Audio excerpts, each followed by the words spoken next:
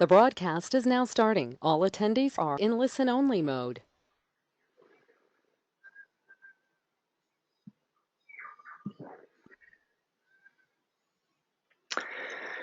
Good evening and welcome to the fifth installment of our study.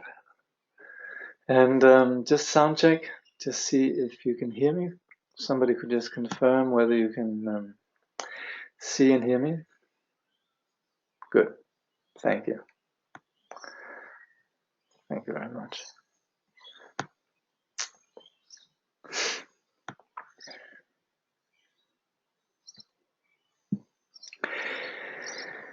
So we're a little bit behind schedule, and I'm actually anticipating that possibly we might have another session.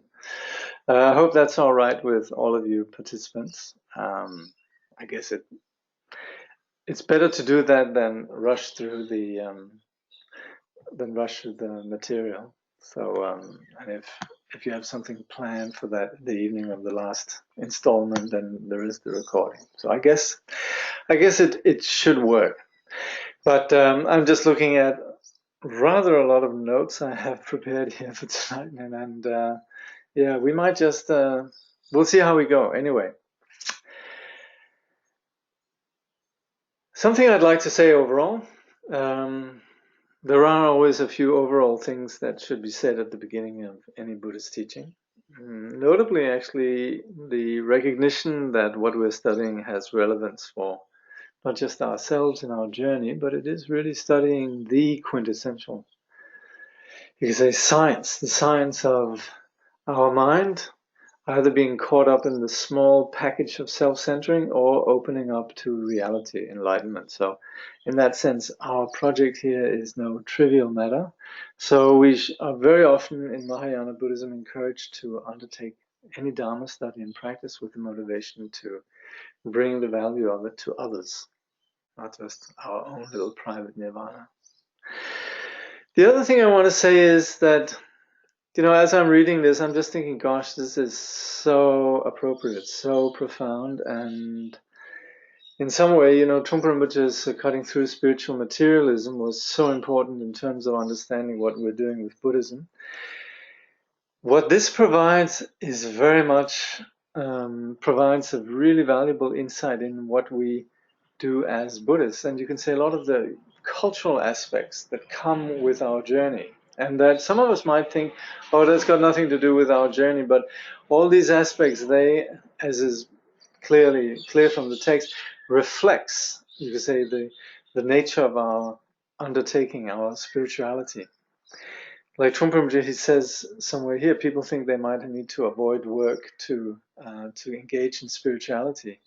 And he says, work reflects our spirituality, so we need to embrace it. And similarly also sex, as we saw last time, money, and so on. And in this context also, you could say the aspects of family life reflects our journey.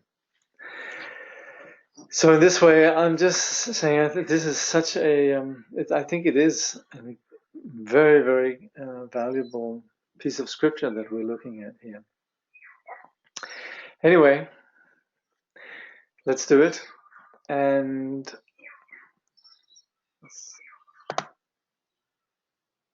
let's see. There you go. All right. Focus on the PowerPoint, not the presenter. Good. So family karma.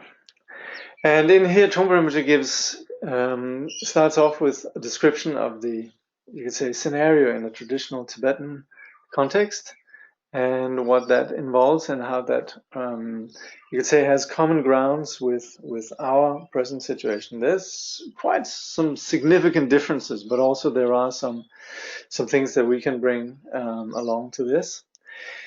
But clearly, the Western, or you could say modern, family relationships are quite different from those that we find in the traditional societies, the roles that persons had, and particularly, of course, the commitment to the parents, that children would keep their, look after their parents. You actually have, up until recent time that, I mean, you have this in so many societies. I lived in Italy in the 90s, and there also you had this same sense that you had, 3 or 4 generations together in the same house, and it's not always easy.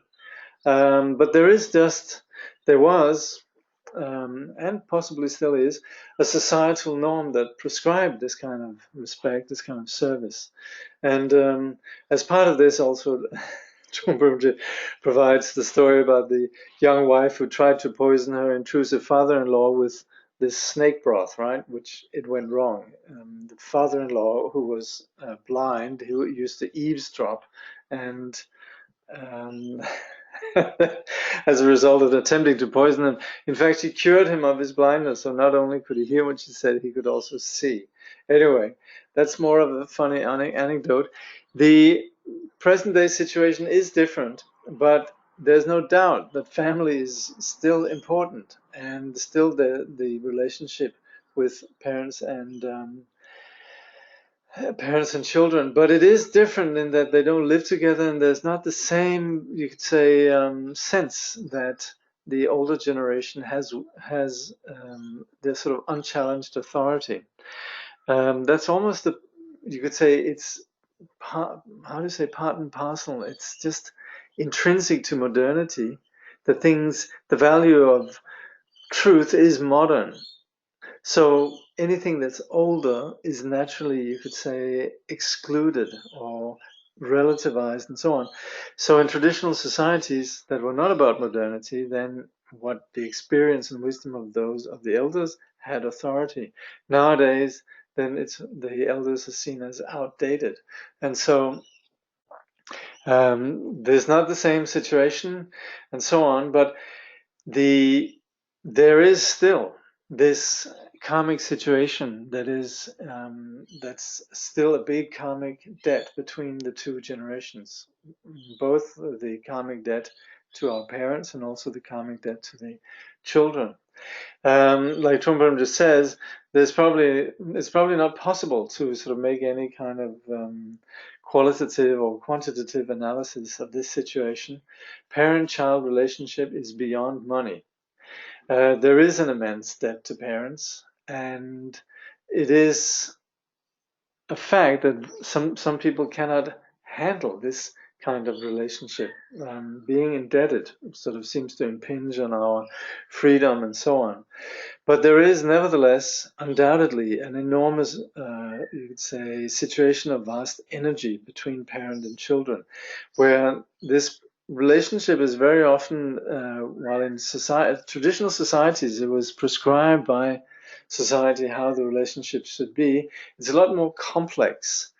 And you now have children that are, very often rebelling against the parents. So the most extreme cases that sometimes children are just not happy having been put into the world and so on. Trungpa Rinpoche refers to this sort of tragic situation where you even have sometimes children that say, well, I didn't choose to come here. I would maybe choose to rather not have been conceived.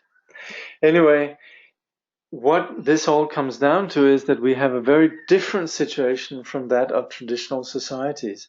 And it seems that what needs to take place now is more that the parents' wisdom is translated into a place where the parents need to cultivate some appreciation for children just as they are.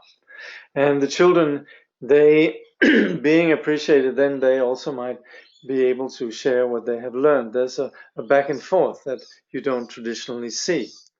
So there is, however, important then for the parents, being then the wise party, that they understand that children are not frivolously reacting against parents and societies and so on, and that they understand at one point what it is that's happening to the children, and that paves the way that the children might be able to share what they have learned with the parents. So, of course, this is spoken in the 1970s, but to some extent this has solidified into a cultural practice that's already extended across a few generations. The authoritarianism of the post-Second World War has sort of gradually deteriorated, and or changed, I guess. And so we nowadays have this much more egalitarian relationship between the generations. So that's where there's a different relationship that takes place. Now, presently, we're speaking about the karma situation in a family context, partly also as a bridge to discussing money specifically. Trungpa Rinpoche says much of our, or he implies how much of our relationship with money is tied up with our upbringing and heritage. And he says that 25 or as much as 50% of our money karma is tied up with our parents' way of teaching us. So we should know that we come from a family where there are particular styles and neuroses that apply to the dealing with money.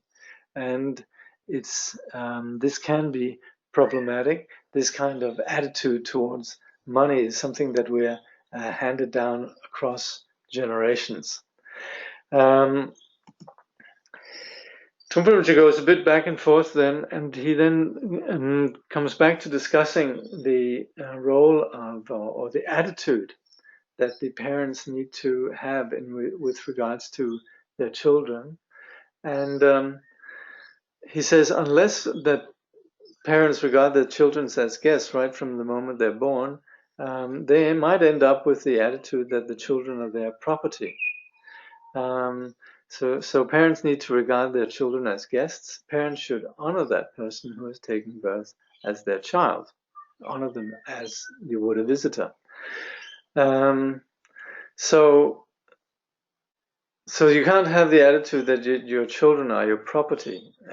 This attitude actually destroys valuable opportunities to understand the child, to relate to the child as a person. So instead, it's important of respecting and honoring the child as a person.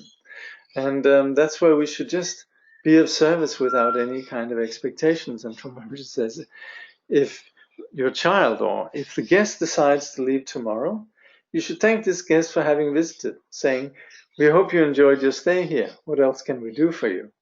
Could I call a taxi for you, help you book your air tickets? And that way, not putting pressure on the child. He's not being facetious here, but not putting pressure on the child. Then, of course, the child will feel free to come back to the parents and visit again and again. So in this way, this view of the child as a guest is a mark of generosity, and it can lead to creating a mutual learning situation. Of course, the older elders have something to offer, but also then the child has something that they wish to share and which the elders can learn from. The thing is, parents sometimes want to remold the person, insist that they do exactly as they want, and that situation lacks generosity. There's not really that respect you would have, like if it was a visitor. And if you do have such a generosity regarding each other as friends, then this opens up this whole family concept. There's a need for the parents to acknowledge the child and also others in the family as individual persons, each with their own independence. It's possible that children will learn from the parents and the parents from the children. Just to draw from my own experience, having lived with Tibetans, there is sometimes in the case of, you could say, you do have very classical Asian structures where there's a lot of just authoritarianism. You have to you respect your elders, but I've also observed it among lamas. You could say families that were permeated by a profound Buddhist wisdom and compassion, and there's a tremendous freedom for the kids. I think Tibetans, they say up to a certain age, you can shape the kids somewhat, but then you need to just leave them alone to be what they are. And I've witnessed some young Tibetans in these kind of sublime families who were given such enormous freedom, and a lot of respect actually. I lived with a such a family in France for a number of years, and the sort of respect that they would have for their own family and also for others was really inspiring. So there I've seen this approach of viewing the children as, you could say, guests, that were respected and given complete freedom. And it worked very successfully, yeah. Of course, it's complex, and this is just my own, experience here. It could happen that the relationship fails, and that reflects that something's not right. As far as disciplining means, then viewing the child as a guest makes this situation with discipline straightforward. But it is problematic, and if the child fails to relate to his or her parents, there is something that's not right for the child. There's something that's not right for the child. There's a responsibility on the part of the parents, and it's important that they see the child then as a guest, and if they do that, then it can be fairly straightforward. You just say, this is not working, this is working. And of course, if they're too young, prior to the age of reasoning and so forth, then there's not much point in trying to reason. Then, if it's just a toddler, then you just have to be aware that they're going to be throwing things around and so forth. So it's not that complicated, but it does require that there is this, you could say, this respectful attitude. So that's you could have the situation with keeping a child clean. The child is what you want it to be, and that could be a matter of pride. It could also be simply responding to the need of the situation. So, if the child is messy, you could say, "Oh, I want my child to be clean, so I can show my child and show what it being sort of like my personal credentials that's reflected in the cleanliness of the child, which is then basically paraded as an object."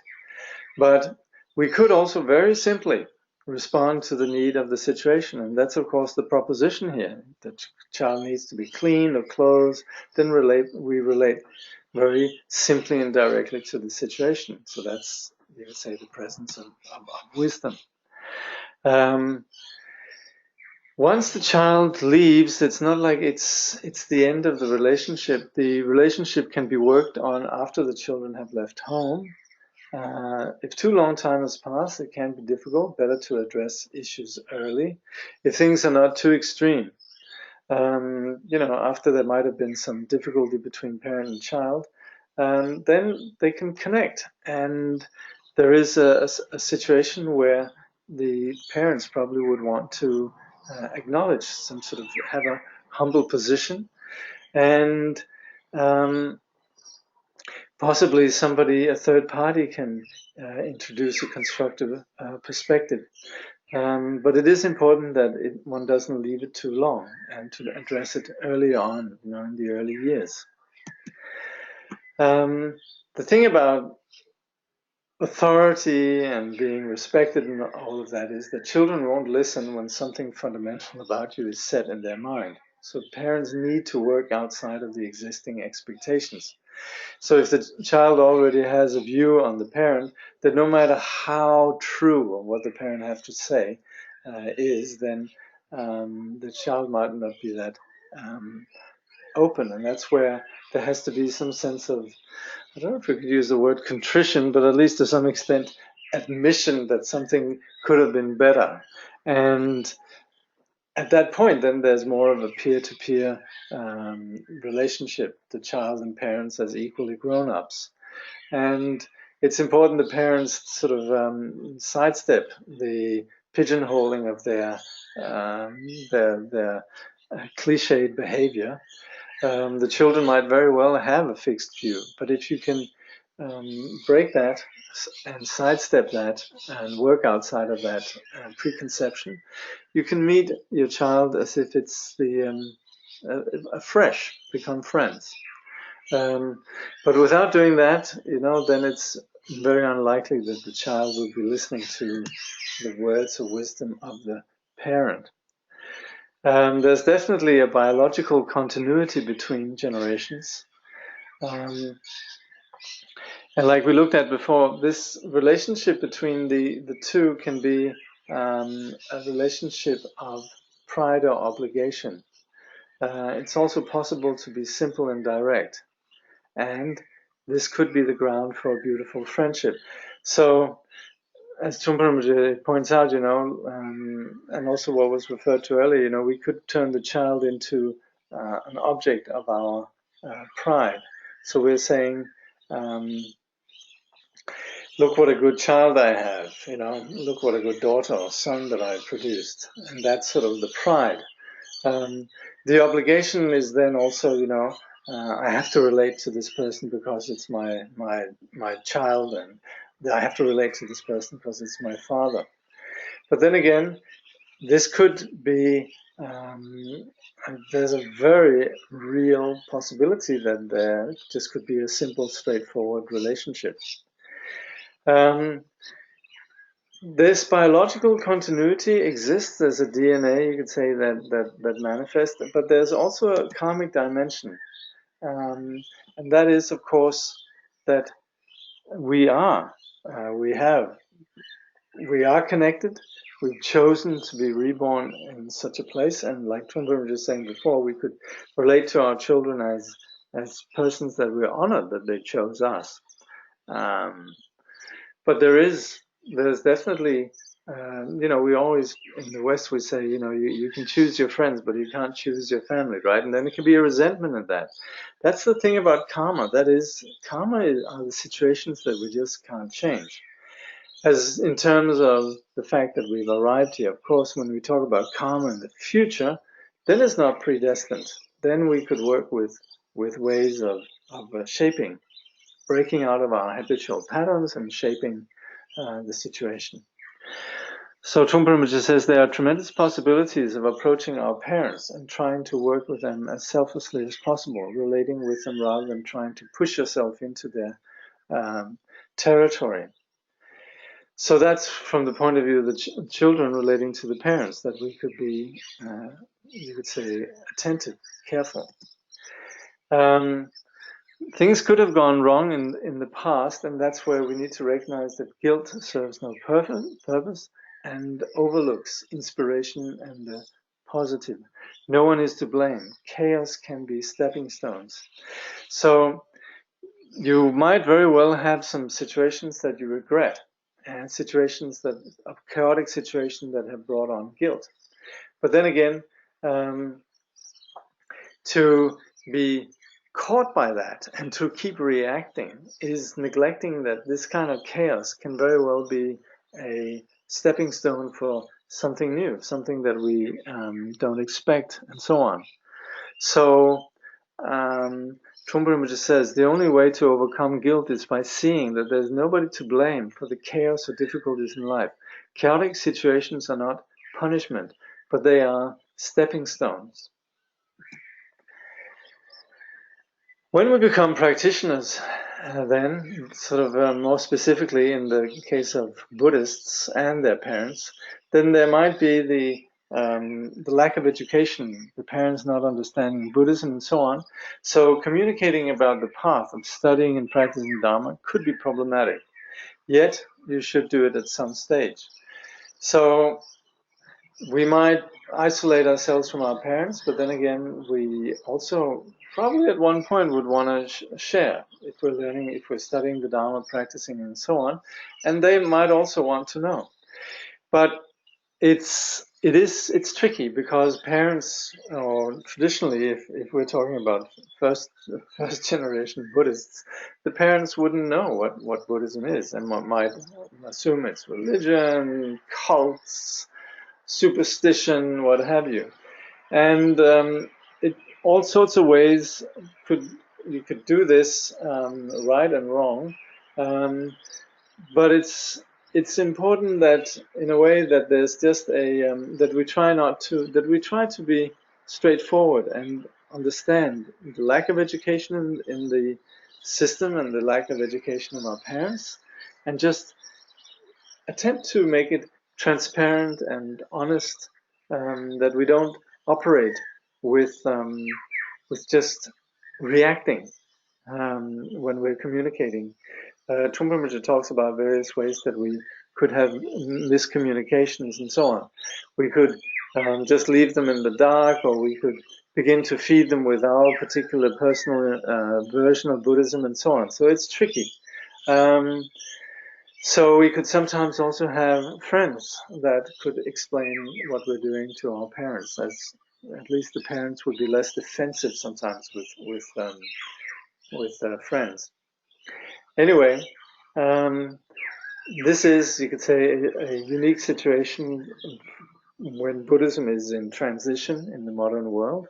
And so presently there's not really any exact prescription for how to proceed here. Of course, in traditional societies, if you were studying the Dharma, it was a bit like you were studying medicine or something very respectable. And so there was an implicit understanding and deep respect for what you were doing. Of course, this situation nowadays is obviously different. Then there's the situation of marriage. And this is under family karma, right? So we have marriage problems that arise when people feel they're caught in an obligatory situation. They lose the charm of their friendship and become serious citizens. So if marriage is working, good, that's excellent. But here we are addressing the problems, and what could very well happen is that two people get along very well, extremely well prior to marriage, but then after marriage things deteriorate. And that's where people might lose their friendship and how they feel about each other. They might feel they have obligation towards each other. And that's again where it's important that there is a sense of this friendship, a bit like with children, that there's that honoring the other, that the other chose us, and that nobody's really obliged in any way. That it's really just that we are appreciating each other. So that's where it's important that the marriage is a friendship, and from that then a common understanding could emerge. Within friendships, and particularly if there's a friendship in a marriage, then communication could take place that's very free, openly, and so on. Trungpa Rinpoche says there could even be a sense of telepathy, uses the phrase as if they, quote, have gone beyond any kind of inhibition. So the sort of the reservations that we very often have with the other, of course, is absent when we're with people we trust. And in the case of being with someone we trust over a long time, then we could let go of these ordinary barriers that we have in relating to others. And that's where we could have something very special take place in a married couple. Generosity is the real ground for monogamy. Marriage is sharing common ground. So the commitment of marriage, it could make us feel that we can accommodate whatever there is. But then again, if we lose that kind of generosity, then things could be a bit uptight. You can share without making a big deal of things, that you're not threatened by the other, they feel you have nothing to lose. And that kind of higher sense of generosity is very helpful. So then you have a common ground, there is commitment to help the other when required. And there's a sensitivity, what the other needs. You're there for the other. And that's where, in the marriage vows, it's said, for better or for worse. You accept the other person as beautiful, as a communicative friend. And then when you have a child, you together are then the host and hostess of this third party. So Trungpa Rinpoche makes a point about how we we together then share then this situation with parenting. He says, in a genuine marriage, you accept the other person as a beautiful, communicative friend, and your partner views you as a good friend as well. Then when you have a child, you actually do regard that child as your first guest. You have to feed and clothe this guest, bring her up and educate her. You are the host and hostess. That would be the ideal. So at this point it's 7. Let me just see if there's any questions before we go to the next chapter. Hallelujah. Okay. All right. I'll stop at the half-hour mark. I might go a little bit over time today. Let's see. I'm sort of trying to figure out how to handle this sort of little bit backlog. Yeah. Next is chapter 12. That's where we go over to my other PowerPoint. Yes. Let's see here.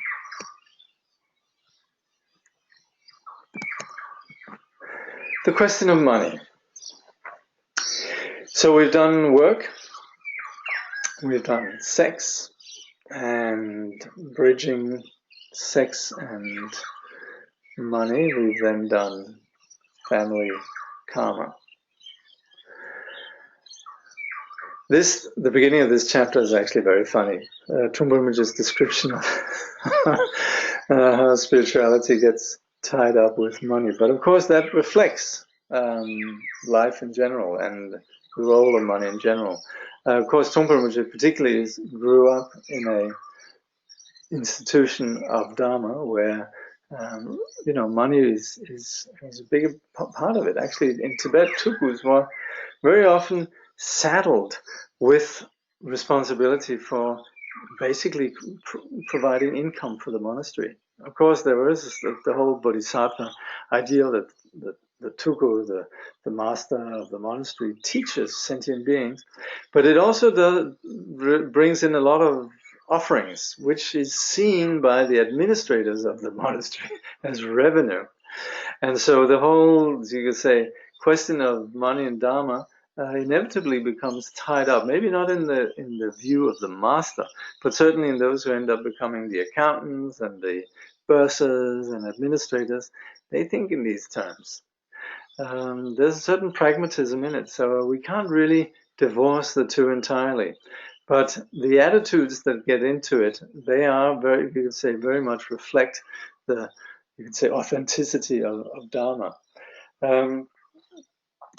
So money seems to control the whole process of our lives. It's very present wherever we go. The authority and power structures of institutions is tied up with money. Modern spiritual institutions express their weight with the power of money. So this is where I thought it was quite funny and insightful.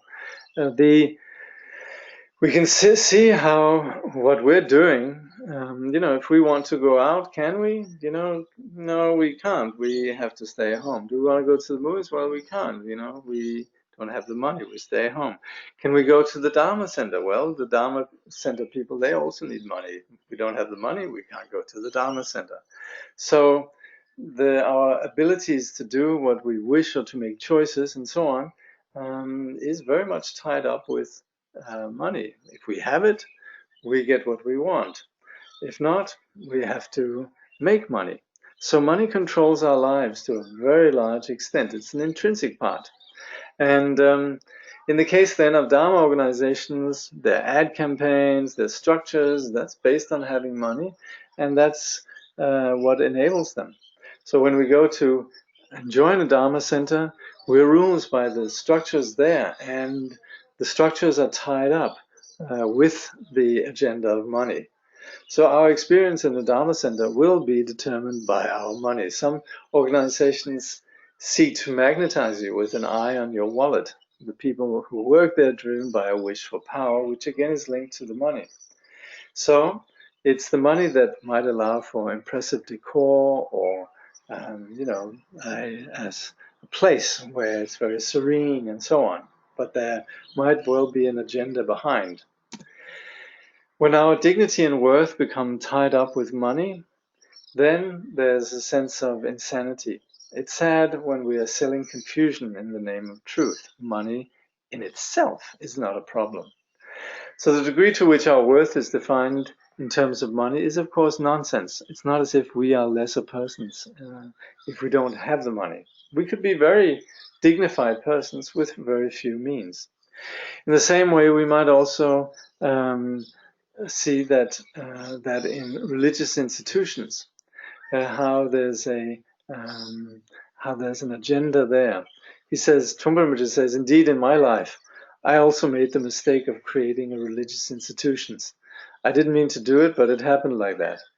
And he then has a very critical view on the institutions of Dharma and what it means to sell truth for Dharma. Dharma is business. He cautions about Dharma and money, and he does invite the awareness that we should just have a more ordinary view on money. It's not that money is a problem. It's more the neurosis that goes behind it. And in some way, we could do great things. And then when we are given money, it seems like such an empty result. Money seems like an empty result of what we've done. So the sort of the feelings that we have around money is very interesting. They're not neutral. And again, there's some very insightful things Trungpa Rinpoche is saying about this. And by the way, and again on my own sort of experience, witnessing Buddhist cultures, so much of the creativity in Buddhist cultures actually is not directly linked to money as such. It's more linked to gift giving. I'm talking about Buddhist art, which very often is created as an offering. Somebody might, you could say, commission, let's say, a tanka or a statue, but you don't pay for it. You know, the artist will make this, and you then make an offering to the artist. And very often in Buddhism, there's actually myself as a translator, it's something I've used. I never would ask for a particular fee. I would always just leave it up to the people. And my experience was that worked much better, actually. I was amazed how sometimes people would be generous.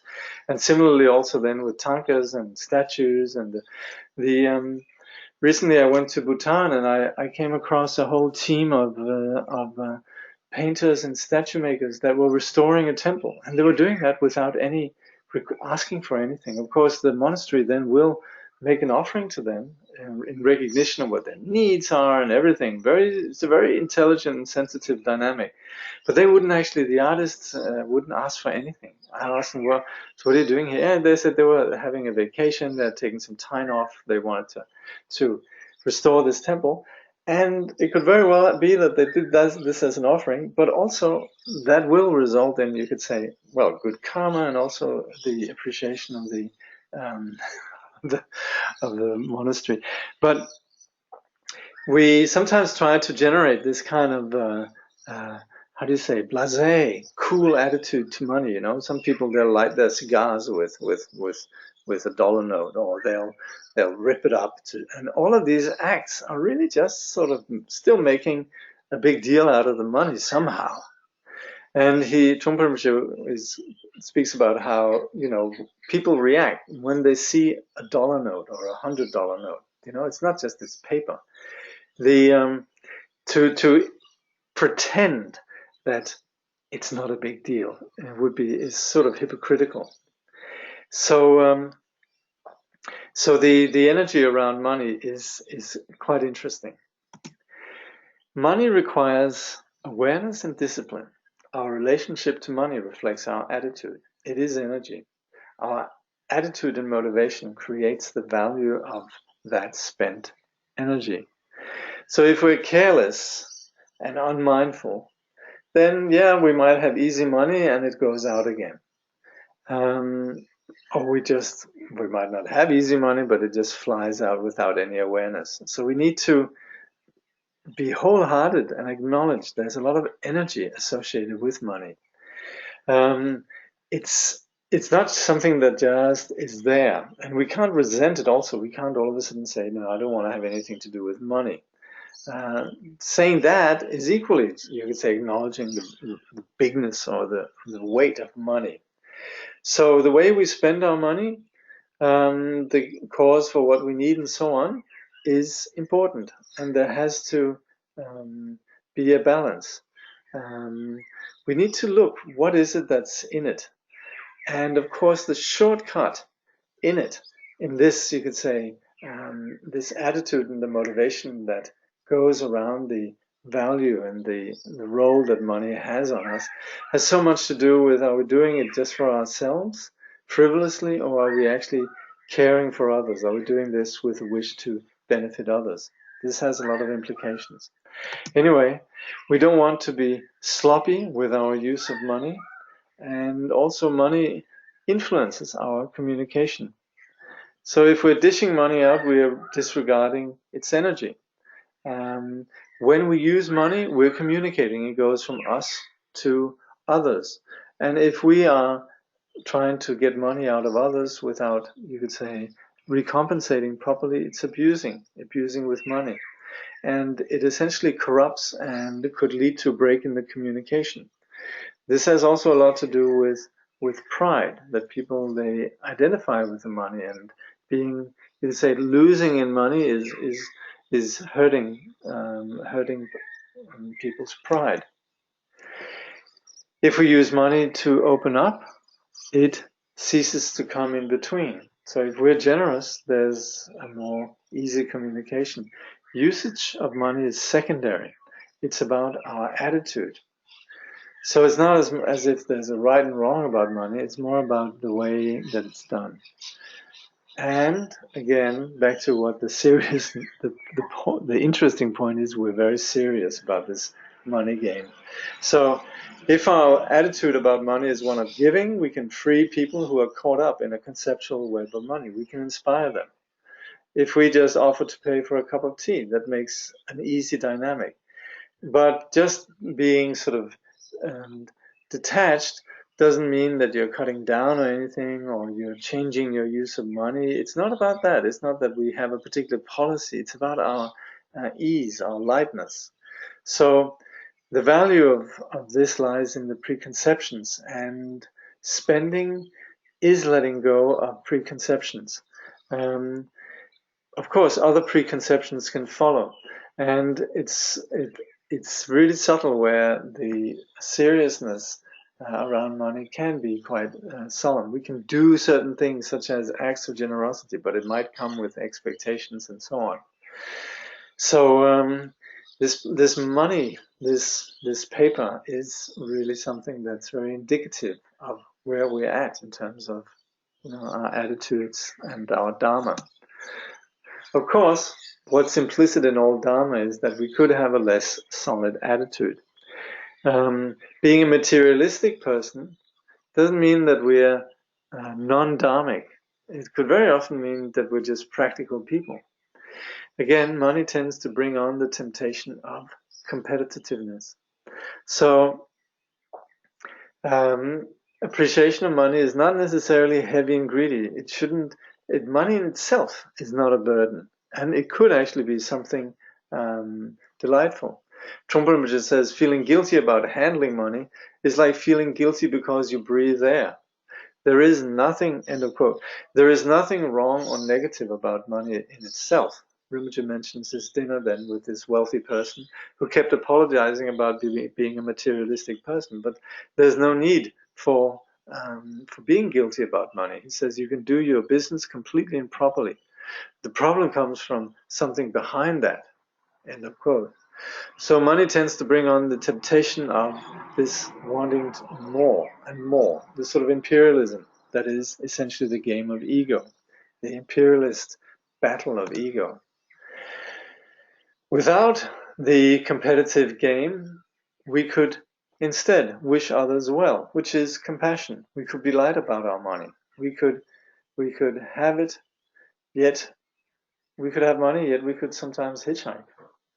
So the point is that we could use money intelligently, use our intelligence, and that's where we could handle our money intelligently, If it's for ourselves, wanting money for ourselves, the what is it, the imperialist battle of the ego? Yes, that's not intelligent. But if it's just giving money, accommodating the ease of others, smooth interaction, it can be compassion, the wish to help others find their way. In fact, we could very well then be someone who is a wealthy person, a philanthropist, and still we could occasionally hitchhike. Again, this is from the 1970s. There was less fear around the practice of hitchhiking, I believe.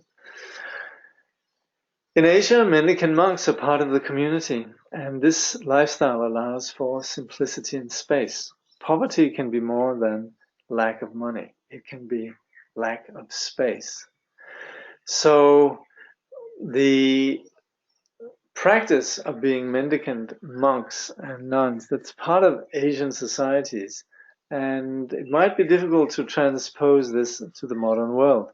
In there, this was just something a bit like actually here where I live in Australia, there's the helicopter service. And the local community recognizes how important helicopters are for those who live out in the countryside if they're ill. So there's a lot of fundraising around these helicopters, and people give happily because they really recognize the role. They honor the helicopter institution and see its value. So in the case of the mendicants, the Tibetan word is sunyom. It means equalizing merit. So when people were offering to monks and nuns, it was really because they actually, the idea is that the monks and nuns are doing what everybody would really like to do, but maybe they can't for some reason.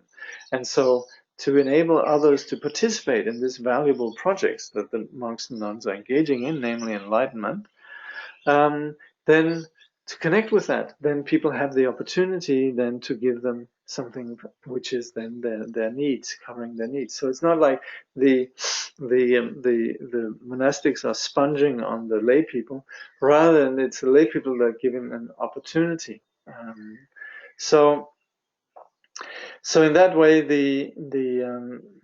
and also the lifestyle that is not in Buddhism is not really about poverty. That's not a big deal. It's more just the simplicity, and so you could say the simplicity is really what is the lifestyle is about. Not particularly whether or not you're really poor or not. And so Trungpa Rinpoche is also making a point that so you know the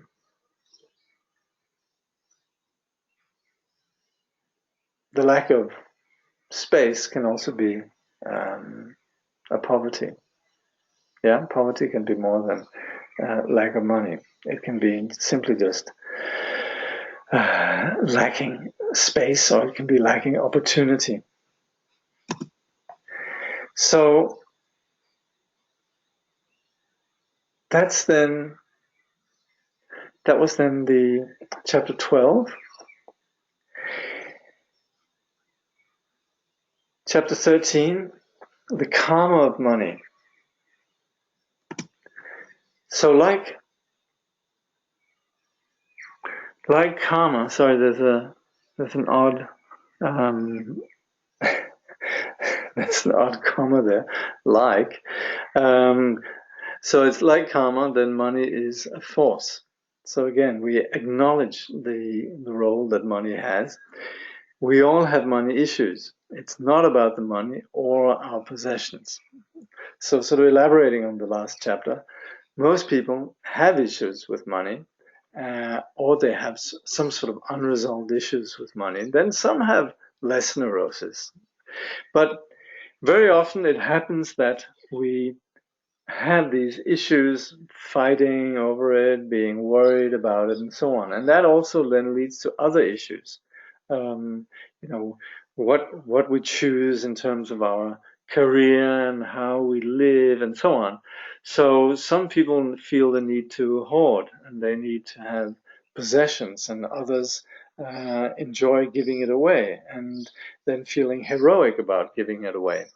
But even if we were to give away all our money, it's not as if that would change anything. We might feel that we've done something wonderful, but having giving the money away, then there's somehow, it's as if the karma still remains. So just giving away all our money is not going to necessarily remove the cause of the illness. It's just treating the symptom. We have money. We need to work with it, with the money, without getting attached to it. Receiving alms is hard work, and it comes with karmic responsibility. So we need money, and the impulsive renunciation, giving away everything, is not going to change our reality. So like we mentioned earlier, it's more about the simplicity. And so, of course, when we see in some traditions that people would go around and receive alms, it's not so much that that was the easy way out. It's just that's part of simplicity. And there's not really anything frivolous or facile about receiving alms. First of all, receiving alms is actually hard work. I think if you read Tenzin Palmo's life, what is it? It's a cave in the snow. She describes herself going and begging. And in general, in the monasteries, monks did this a couple of times a year, and it's hard work. And also, Trungpa Rinpoche says something very important about what is given to the monks, and that is what we call then a gifts given in trust. So there's a karmic responsibility. If you receive, then also you have an obligation.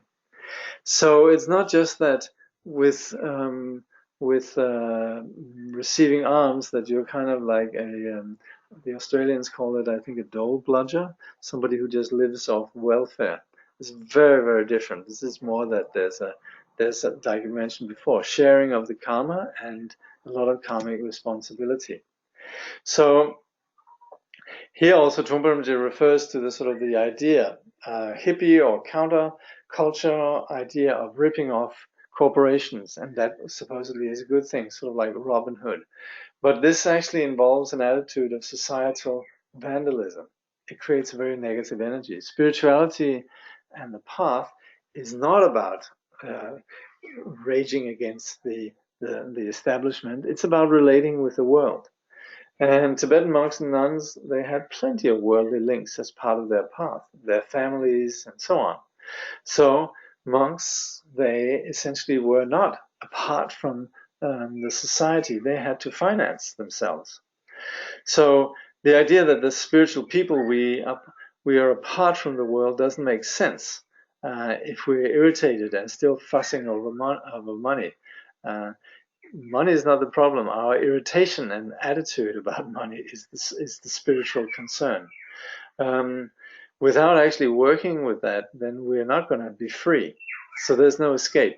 And Rinpoche then here he describes actually in quite some detail how monks and nuns and monasteries had to engage with their sponsors and supporters. In general, living in any society requires this process of discipline. And ultimately, spirituality is about facing the reality of life. It's not running away into you would say, a place where there's no money and where everything is just very serene and beautiful. The idea is sometimes thinking that aiming for something transcendent, then we have to avoid, we will avoid all the pain and the sort of the embarrassing reality of ordinary life. And then we might think that money is something very unromantic. It's not suitable for the path. And this attitude is really contradictory to the ultimate objective of the path, which is bliss. And that bliss is that sort of unconditional freedom of not being afraid of anything. And that kind of bliss is based on not wanting anything. So with the path, it's not about all of a sudden gaining a new reality that's comfortable and avoiding the old reality. It's about just beginning to shift our attitude about what's there, getting over our ignorance. So spirituality is about facing the reality of life. Work is real, just as much as spiritual practice. So Trungpa Rinpoche says, work doesn't need another philosophical reinforcement. Work is spirituality. Work is real as much as anything else. Pain and pleasure, to a large extent, arises in conjunction with our attitudes. We can eliminate the games of ego, resenting that. Yeah, the games of ego. The games of ego being this resentment that we have to participate in life. So we might resent where we are, and the pain that we then have as a consequence is connected not with where we are, but with our attitude. So we need to look at the actual situation, and the situation in itself might actually invite us, it might reject us, but either way, here we are in that situation. It might be pleasant, might be painful, but we have to participate, and we have to let go of our attitudes. We can't have, you could say, wants that go against the reality of the situation. So we have to come out and deal with these situations, and we might lose. We have to actually let go of any demand to have security or guarantees or reassurance. But when dealing with life, it's required that we go outside of ourselves and we let go. The thing is, duality, our struggling with reality is painful. The minute that we begin to let go of that, we begin to shed this overlay of resentment and duality, then it becomes a lot easier. Doesn't mean that things in themselves are easy, but we could let go of our attachment and aversion, our sort of reluctance to participate. So, coming back to money, we can call money for what it is without embarrassment. Money has energy and power and symbolism. Trungpa Rinpoche refers to this 1970s expression in the States where you would refer to money as bread. Got any bread, man? And so on. And there's this possibly, actually, it's an interesting analysis that using the term bread, dough or whatever we might say, is this embarrassment, this awkwardness around just what money is. So that's where we just need to be straightforward about money. And there is a lot of, powerful symbols that people put into the money. Trungpa describes the dollar note, with the "in God we trust," and also similarly, the Tibetans also have these various symbols that they would put on their money. The energy of wealth is called yön in Tibetan. I know Trungpa Rinpoche, he used that expression a lot. It was when something had something, some quality, when something was well made. He would refer to it as yön. That's what his students have told me. Yön in itself in Tibetan, it really just means quality. Anyway, that quality or that energy of wealth is then, Trungpa Rinpoche says, called yön in Tibetan. And even great masters had to relate to wealth in terms of their situations. Like I started off mentioning, great masters having students and so on very often had to look after these offerings, the income. And actually, let me just say one thing on that note, which is not in the book, but in the Tibetan tradition, then very often teachers look after the students. We might sometimes think the gurus, they're there and sort of they're just receiving an enormous amount of offering and become very wealthy. That's actually in Tibet, and that again I have experienced myself, and to some extent to a large extent have been a benefactor on. Masters actually look after their students, so they receive offerings, but they also distribute them. If you stick around some of these teachers, yes, they receive a lot, but they also give so much, not just spiritually, but literally, sort of, you know, things and money and so on. Look after their students. That's very much, you know, somebody who would become a student of a teacher, they would actually be looked after by the teacher. This applies also in India. The three kinds of gifts a student can make. We say the best is practice, the medium is then physical service, and the inferior, or the last kind, is money. It's not exactly inferior, but it's just that it's not the highest, you know. So gurus, what makes the guru happy is students that practice. So we have many stories that reflect that. And if we make an offering, also there has to be that offering of money or wealth has to be money that comes from a pure place. You know, it shouldn't come about through you know, impure, inappropriate lifestyle. Chapter 14. How are we doing for time? Yeah, let's just see. Maybe we can do that. We might actually catch up. Yeah, I'll have a chance of doing that. See if there's any questions. I'll go a little bit over time, but we might just do this chapter. Do you think if a person right now is searching for the wisdom to liberate the sufferings in marriage, he is suitable to be introduced to read this book and this course recording? Or any suggestions for a researcher as a beginner? Very much.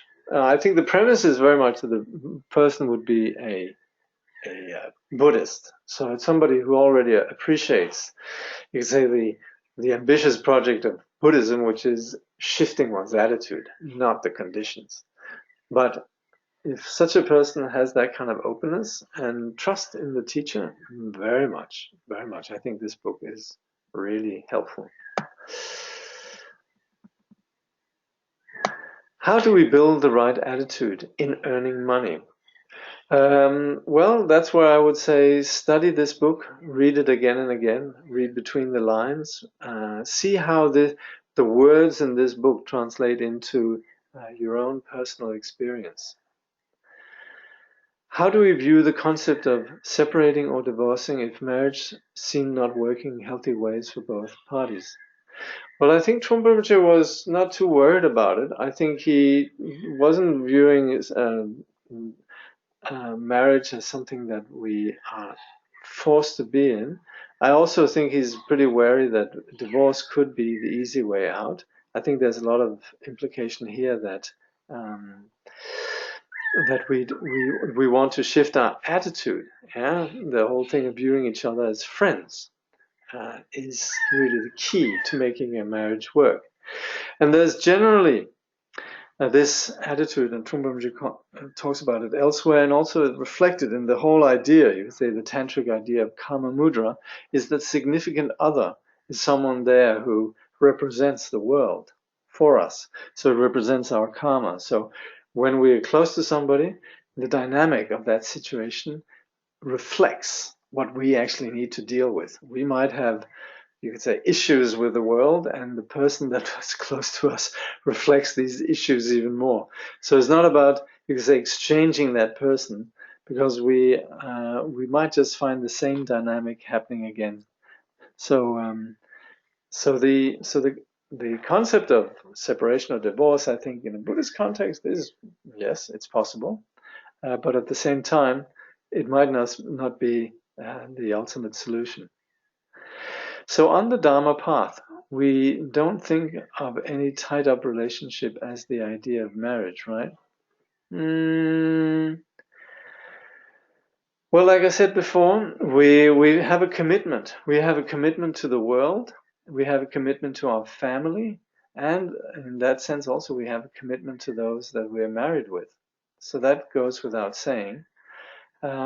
At the same time, yes, the difference between, say, Buddhists and Catholics is that certainly until the 1960s, where in the Catholic Church you basically couldn't divorce, then in the case of Buddhism, it's not quite like that.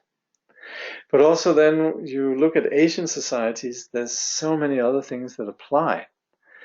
there's this sort of pragmatic perspective of holding together the family wealth and so on. So if someone marries, they're not just married to a person, they're actually upholding a dynasty.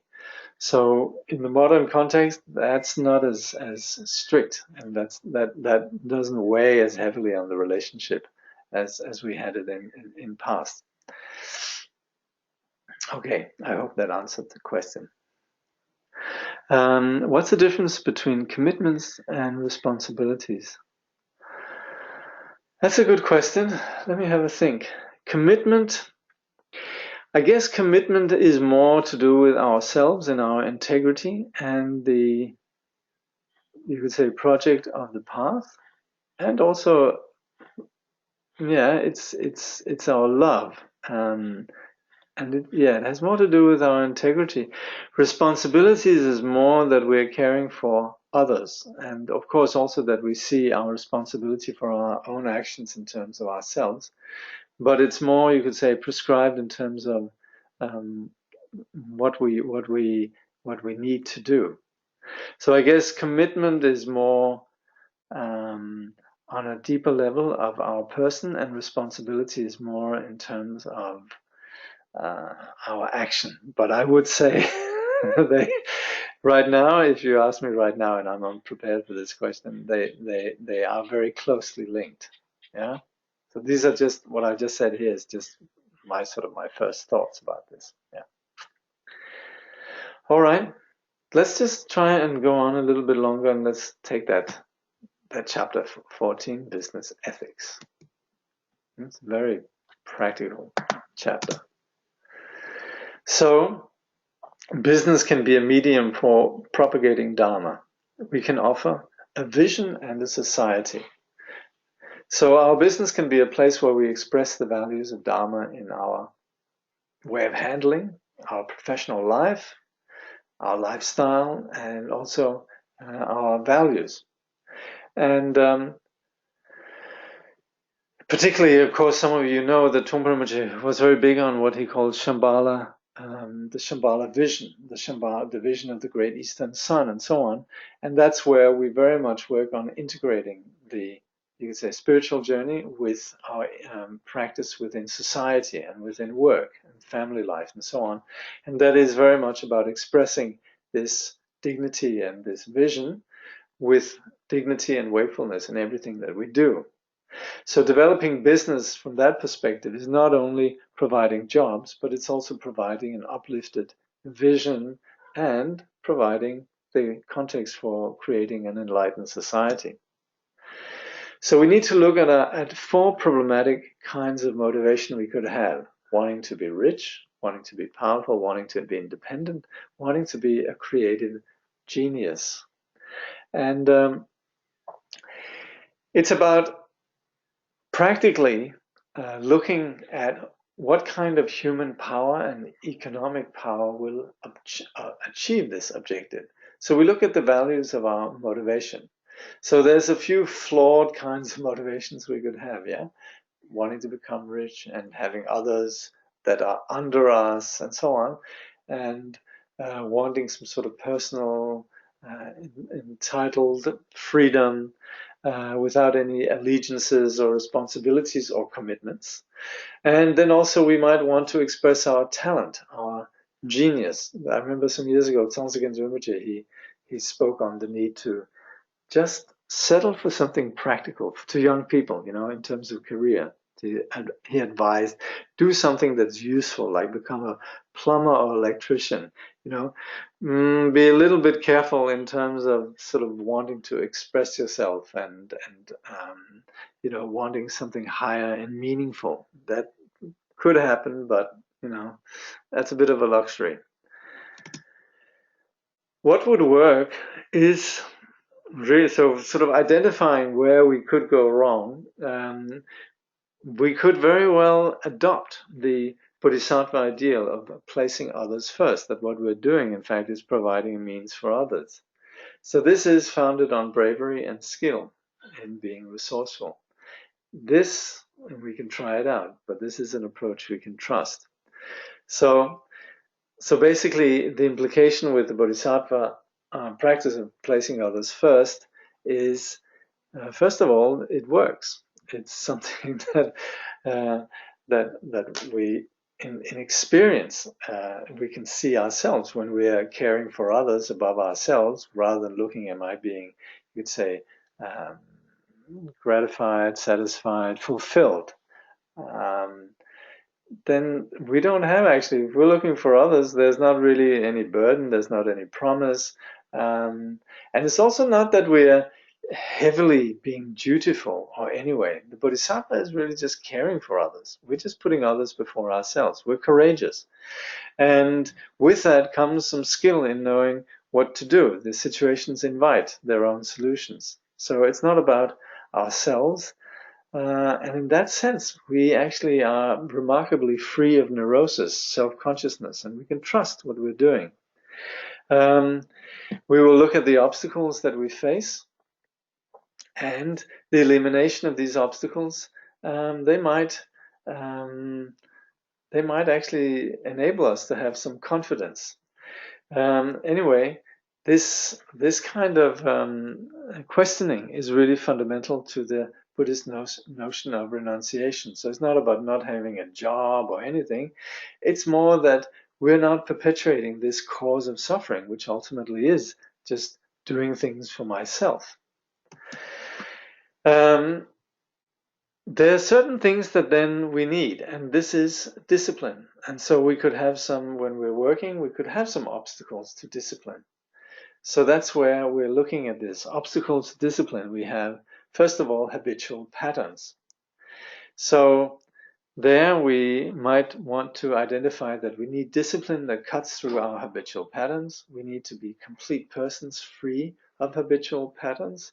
If we can't do that, our split personality will undermine trust, or it might influence or corrupt others, and others will know about our double life. This is where we need to be aware that we have habitual patterns, and if we follow them, then sometimes we can end up being pretty pathetic. So we need something that cuts through this habitual pattern. We don't want to be sort of, on one hand, the ideal person, and then underneath we sort of have these habitual patterns. We end up becoming schizoid individuals. You know, we might have a gentle persona at home, and then we have another persona at work. And this kind of, this actually undermines the atmosphere at work. So anyway, sooner or later, staff, our co-workers, family, they will see the way that we have split personalities, and they'll lose their trust, or they might just begin to be neurotic themselves and follow the example of insanity. So it's just like Trungpa Rinpoche says, it's ludicrous, and others are going to know this. So, second is slander. So when we lack discipline, it undermines loyalty among those we work with. We become the objects of slander, and the boss might be slandering the employees or vice versa. So there is a way of addressing this, and a business endeavor only works when everyone has good intentions. So we'd want to be sane persons. This is the way to address the issue of sort of just, you could say, frivolous slander, putting the responsibilities of others and so on. And once we have that kind of sanity, then there is also some genuine authority. And with genuine authority, there's also a degree of loyalty. Trungpa Rinpoche says a business endeavor only works when everyone has good intentions, which means making a commitment to manifest sanity beyond your habitual patterns, end of quote. So otherwise, if there's no such intention, then slander arises because people have to vent their negative energy. So we first have the what we saw before in terms of habitual patterns, and out of that then comes the frustration, and then there's, you know, people whinge, they complain, and so on, and this undermines the whole endeavor. It's so important that there is good intention and discipline behind.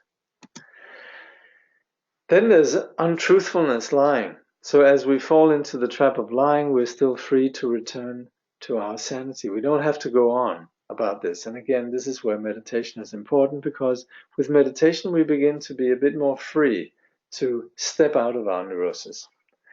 So we could do a lot of false accounting and so on.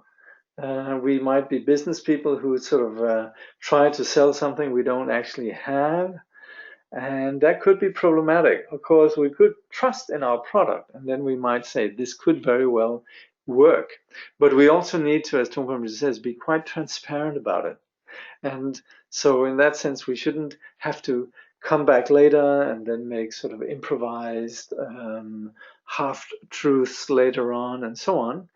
And the thing is, we actually at all times are free to return to being honest persons, to return to our sanity, to, you could say, have integrity.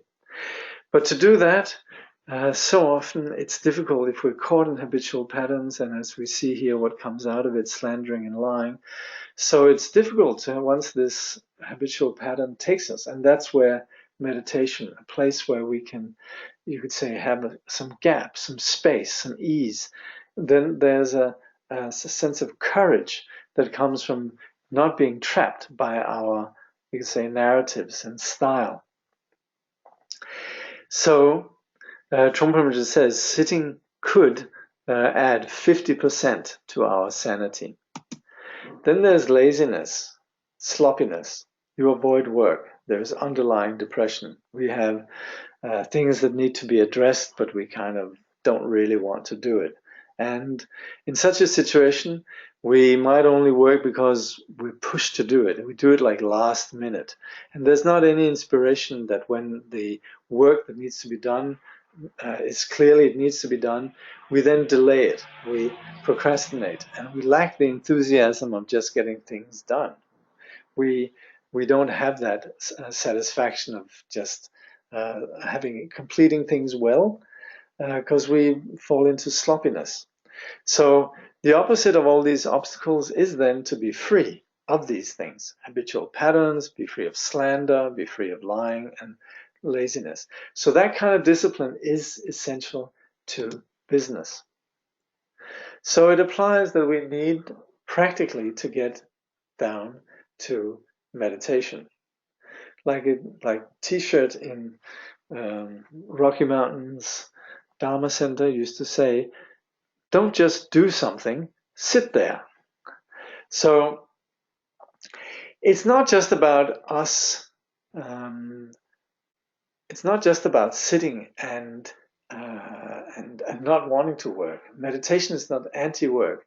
It's rather just shifting our state of mind and being more flexible with shifting our attitudes. So meditation is working with being comfortable and gentle with our state of being altogether.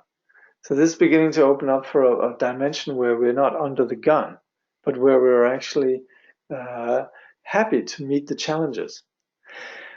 So we're not literally about meditation, but we bring this state of mind to our business. We have some positive attitude to attributes. Gentleness, free from hypocrisy, free from competition. So we'll look at these.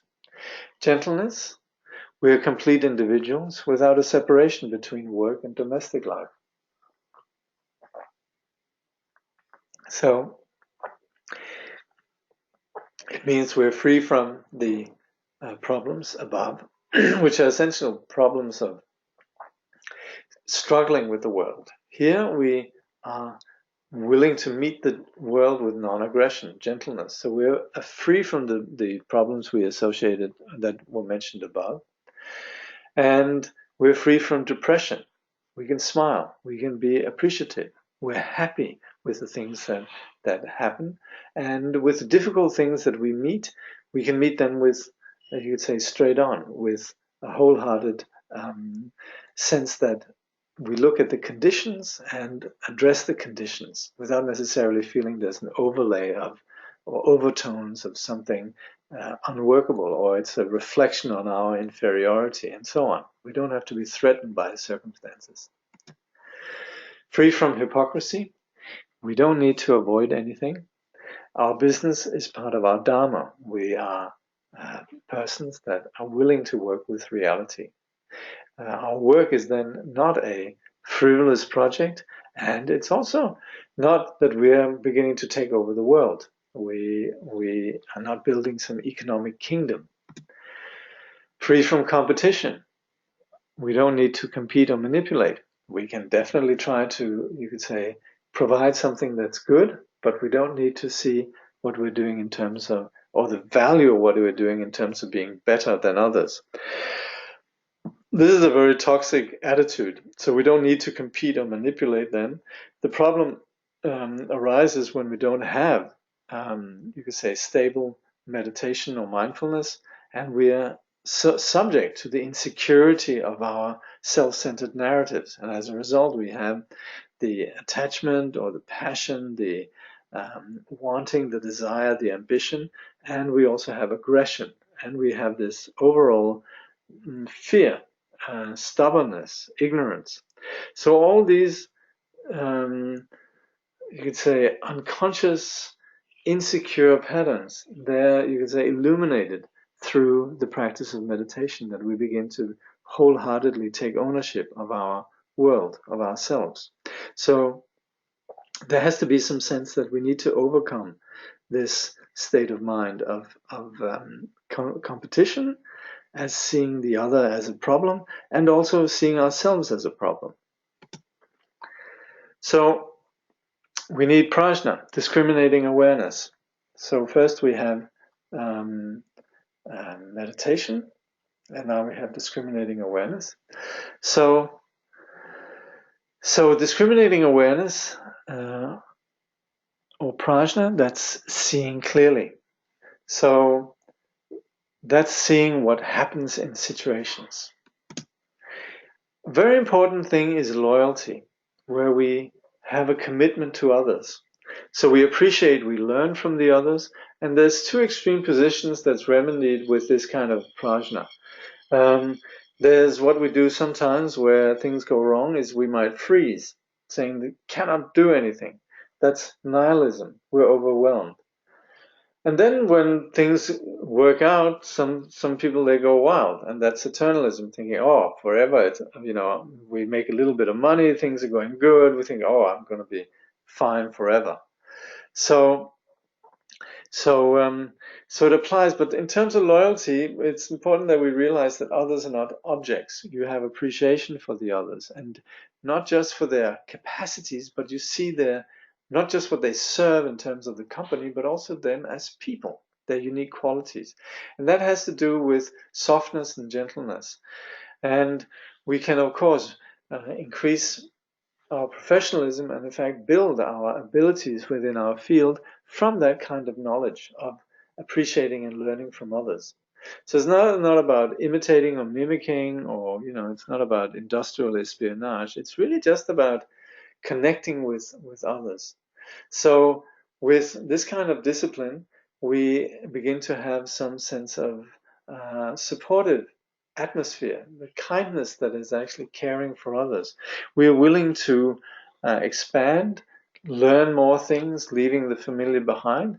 And so the situation in the workplace is continually fresh. But we have these two situations, that when people are cornered, things are overwhelmed, then people freeze. And that's where, if we have discriminating awareness through practice of meditation, we don't necessarily go there. We remain, you could say, have a wider perspective that sees the conditions. And then again, we might also lose this discriminating awareness if things go well. And, people go wild, and then all of a sudden, then also they forget their old friends. They move on, new friends. We're succeeding, and as a result, we're meeting new people, and we forget the people who got us here, so on. So these positions, they are associated with nihilism and eternalism, and they're remedied with discriminating awareness. So, of course, this is particularly in a work context. Of course, overall, everywhere in Buddhism, we address these issues of nihilism, the idea there's nothing, and eternalism, the idea that we have some ultimate reference point. So this is, you could say, a continual theme in terms of discriminating awareness and in terms of the path. Telling the truth. You cannot deceive others you work with. Your communication is straightforward and plain. So you need to be straightforward, particularly in business, which again is discriminating awareness. There is the power of being without pretense. You communicate straightforwardly and plainly. You might have to let somebody go. You could say, you need to go, and that's where Trungpa Rinpoche says, when we do that, the less innuendo, the better. People can handle that. People are in business. That's what business is like. So if you begin to, he says, if you begin to philosophize the whole situation, it creates difficulties. Basic integrity. So you might have a lot on, but with basic integrity, you find that you can do it. You want to be motivated by the wish to help others. This again, we come back to this attitude of wishing to help others. So basic integrity, it means that we work with these three shilas. There's discipline, meditation, and discriminating awareness. That's all across the Buddhist path, but of course, particularly here in a business context, it's reflected in the ways that Trungpa Rinpoche describes here. So that's what we need. What we very often do is that we just we want to patch up things. We want to escape problems. We don't want to be there. And when we do that, then we are not actually ourselves. We are owned or victims of situations. So with the three shilas, we're actually about taking, you could say, responsibility, ownership of ourselves. And what particularly helps is that when we begin to see our job and our work as something that we're doing to enable others. And that in doing so, we're also empowering others. So we should give up the attempt to cheat monolithic institutions like banks. We need to own what we have 100%. We need to work for what we have. We should not owe things of value that we don't sell. Now, this is what the Tibetans call tatenji mengai, which means sort of concluding advice. This is what will make and this actually, very often business people have told me that, avoid being in debt, It's difficult to maybe avoid going into debt, obviously, but we want to try. And we also want to be honest in relating with the banks and so on. And we shouldn't try to dream about getting things that we haven't worked for, like easy money or quick turnovers and like that. Like Trungpa Rinpoche says, we could look rich, but it might just be a paper tiger. And then also, and that's an interesting point, we should keep things of value. If we own things, we shouldn't just right away sell them. We should hold on to things, not in an attached way, but just allow them to create a ground before we begin to reinvest. And he actually also talks about how it's good to own certain things that are valuable, to just have things that are valuable. It's an interesting principle. Of course, we might have to borrow money, and this as we can do as long as we tell the whole story, right? We don't just sell the Eiffel Tower or a pie in the sky. Avoid lower level dishonesty. Make sure it's a clean job. So we don't add zeros or manipulate facts. Business deals should pay for themselves. We do check, is this a clean job? Will it really work? That is what we do in Buddhist business ethics. If it doesn't work, if it's not clean, we better give it up. So you can inspire when it is in the greater interest. So you can project and, of course, give some sense of inspiration, even when there is, you could say, a bit of a gamble. But you should do that not from the point of view of being a con artist, but from the point of view of here is a possibility, and your motivation is really that you're wishing to ensure, let's say, the workplace and the interest of others. So that's an important point. When your business is 100% without blame, then you will prosper. Honesty is the best wealth. So you might, of course, a lot of business is so much about, sort of, how do you say, gray zones of what's right and wrong and so on. But if really there is a sense of being clean, then there's a lot of power in that, and that's where prosperity happens. So Trungpa Rinpoche says that, or implies how we want to have some leftover. There might be this leftover wish to sort of jiggle things a little bit, but it really doesn't work. It might only work temporarily.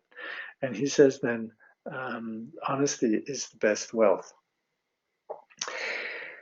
So the best way to work is with comradeship and wisdom. And this is then, you could say, the concluding line here within the chapter on Buddhist work ethics. So the inferior motivations that we've been covered here earlier, the styles of neurosis and so on, are all very crude. And so we can address this with the three kinds of disciplines, or three aspects of we call them the three trainings, which are then discipline, meditation, and discriminating awareness. And adding to that, then, the perspective, the motivation, why we are either working for others or we have a workplace that employs others. Either way, our wealth will be distributed either to our employees, or the wealth that we as employees make will be distributed to our family. So the best way to work is to have this more courageous, larger vision with our work, which is that it is for the others. So this is then this, you could say, way of engaging with comradeship and wisdom. And this comes with a lot of respect for the others, which then also inspires others. So overall, it's important to understand these principles above, the three trainings, as well as basic integrity, and also there's some advice here at the end. Trungpa Rinpoche ends up saying, no funny games. So that's the conclusion here. And I guess we managed to cover. I have gone quite over time, but let's see. So next time, read these next three chapters. I'll just see if there's any questions.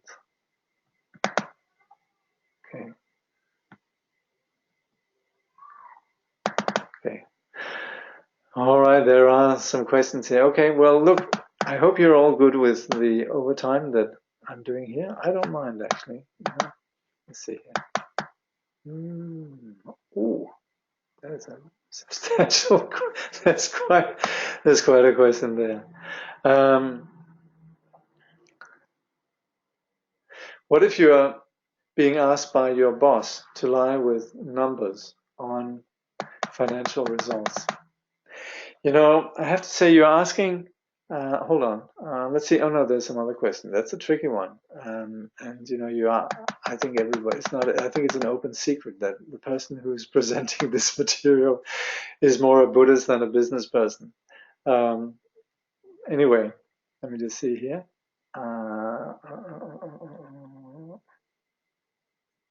Let's see. Yeah. Okay. What happens when you work in an environment where others perceive putting others first as a weakness to be exploited, and the environment runs on aggression and greed? Okay, well, that's where there's it's where we need to put our idealism aside. Like, we might be, you could say, bleeding heart, tree huggers, and idealists. And of course, in our culture, there's very much, people are always quoting Churchill, who said, if you're an idealist, if you're not an idealist at 20, you have no heart. If you're not a pragmatist when you're 30, you're a fool. And so that very often is reflected in corporate attitudes. And that's where we could have the attitude from within of wishing to do well, and yet at the same time mimic the ethos of the place, which might be aggressive. But then again, notice one thing: when we have courage and we have integrity from within, then we also have more strength. And that's where we very often, if we have aggression and greed from within, we're weak. So we will actually be stronger if we from within have integrity. So we might play the game just like we're playing, have poker face and so on, but we do have the purity and the strength from within. So as far as weakness goes, it's only once we really have inner aggression and greed that we really become weak. How does point 2 work in real life? Because I've never worked in a business where even most people have good intentions. As long as it's not about the others having good intentions, it's about us having good intentions. So we need to, like Shantideva, he says, you can't expect the world to be covered in leather. If you just cover your own feet in leather, the job is done. And so likewise also, we cannot find a business where everybody has these good intentions. If we do it for ourselves, that's what we can do. We can't change others. What if the work environment is built on purposeful metrics of competition, and every year the bottom 25% of people's sales targets based on internal competition are fired? Well, that's the nature of one particular organization. And again, this is where, unless we're the CEO or very high up, it's difficult for us to change this. And again, it's a question of playing the game. If we have the view from inside of wishing to benefit others, then we have the integrity and we're really just doing our best within the given parameters. We can't change the outer world. How do we view the idea of betrayal in business? Same thing applies. If we are in a business that is dishonest, at least what we can do is do our part with as much integrity as we can. What if you're being asked by your boss to lie with numbers on financial results? Unless you want to look for a new job, you're going to have to comply with the boss. And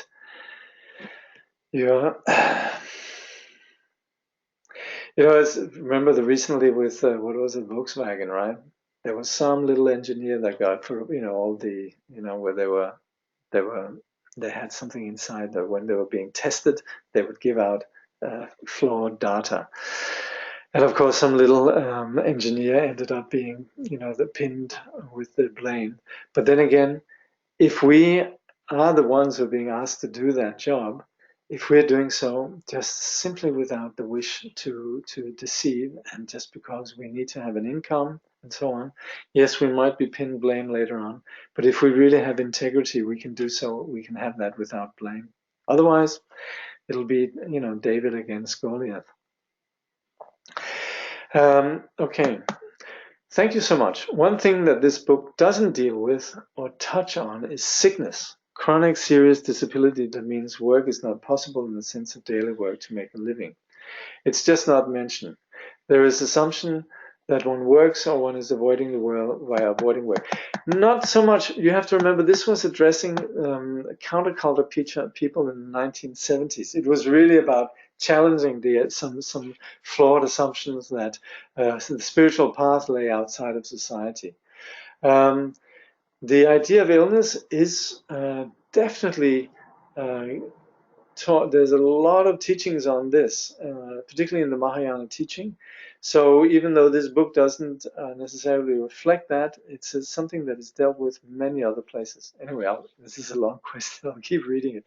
I'm deeply trying to reflect on the wisdom in this text, but also I'm reflecting that I'm very blessed to live in a country where there is disability pension, or else Also recently, as far as my material well-being, inherited a trust because my mother suddenly and unexpectedly sadly died and was enough wealthy to disqualify me from receiving disability pension because it was abundant mean, which is fine.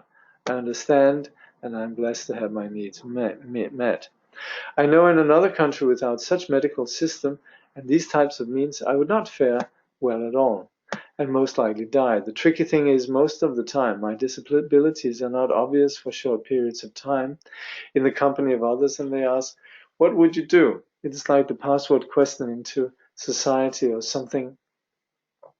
And I always answer quite honestly, I don't work, I'm not able to. I'm not going to go into the details why here. And then I'm inevitably expected to either give details of my health or commanded to answer, well, what do you do with your time? What do you do at home? So I say, oh, I like to paint, but the truth is I'm not even up for doing that every day or anything. The main thing I do is intend that all my activities benefit beings, even if it's just breathing. I'm committed to the Dharma, and for me, it is practiced without working in the world. So yes, of course. Well, these are specific circumstances, and thank you very much for sharing this, of course, because that adds to the picture, and that's very valuable.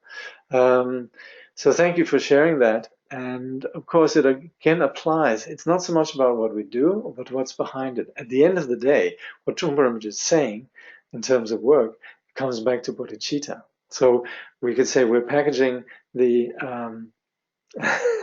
we're packaging the Buddhist teaching, which is, of course, so universal, within a particular context, but specifically aiming then at people who thought, well, the spiritual path has nothing to do with work. To be a spiritual person, you have to, abandon the world.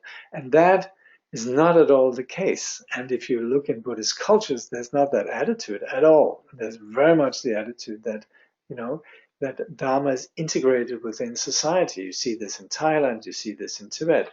The monastics and the secular are very much working together, and it's in a way it could be very beautiful. In Tibet, you did have this sort of the unity of the temporal and the spiritual. I'm having some difficulties reconciling owning things of value without attachment. Can you clarify, please? Well, simply that we might own things just simply because they represent. Trungpa Rinpoche actually in the text, Rinpoche talks about some of the things that we own. We don't want to just right away make them part of reinvestment. And he says that's like living in heaven all the time. You continually have this fast turnover, you continually reinvestment, and it's a bit like living without grounding. He says it's a bit like living up in heaven. There's a lot going on. It looks like you have a lot of money, but it lacks earth. And of course, this is what we saw in terms of the global financial crisis some years ago. That it's all just it's a big bubble. So in that sense, owning something can provide a sense of ground, and also then sometimes things possess certain yun, and so it's okay to have a good vase. Or Trungpa Rinpoche also talks about things like having a good suit or having things of quality. That can be very helpful. That's not about our attachment or our sort of narrow sort of expectations for possessing things, but is more just about projecting, you could say, dignity and discipline. So it doesn't necessarily, feed ego and the cause of suffering. So of course, again, the question about work ethics is that it affects people's lives. And the question here is, yes, what about people who are going to be fired because of it? It's a difficult one. And like I said, started off saying, I'm not a business person myself, but I think the bottom line is ultimately about bodhicitta. And so that's where it is about us conforming to some extent with playing the game that we're in. If we've gone into a corporate context, we know that's what it's going to be like. It's written all over. It's written on the wall, isn't it? And that's where we probably just, if once we're in there, we have to go along with it. And continually. We might have to do things that we don't believe in, but at the same time, we can make prayers and connect with people. So it's again coming back to the intention behind. I'm afraid that's the best I can do. And there are a lot of corporate malpractice, you could say. But again, this is about, okay, again, going over time here. There's a place in there where the editor makes a footnote and saying that, in terms of karmic debt and so on that's been accumulated, and in the case of people who would just go on welfare and not properly relate to, you could say, honest work, they say then they juxtapose this, or no, they transfer this example to the contemporary context of some of the corporate institutions that are, you could say, essentially accumulating negative karma, not taking responsibility, and so on. But I don't know if I entirely agree, because maybe I haven't understood properly, but it made me reflect that this instruction is for the individual practitioner. In talking about business ethics, we're not necessarily talking about how businesses ought to be conducted, as much as the individual practicing business ethics. So we can't begin to blame organizations that don't abide by business ethics. We're not setting up a new standard.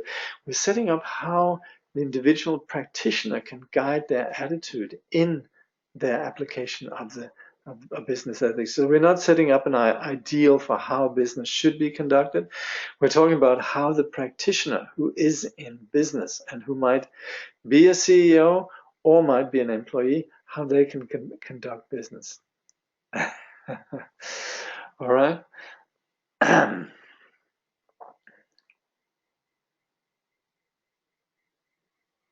Okay. I think we've covered a very important some important ground here. So I hope you can bear with the fact that we've gone a bit over time. Anyway, time well spent, I say. So we'll proceed with the program as planned. Next time, reading regarding money as mother's milk, karma, and panoramic awareness. Thank you very much for joining in this study. Good night.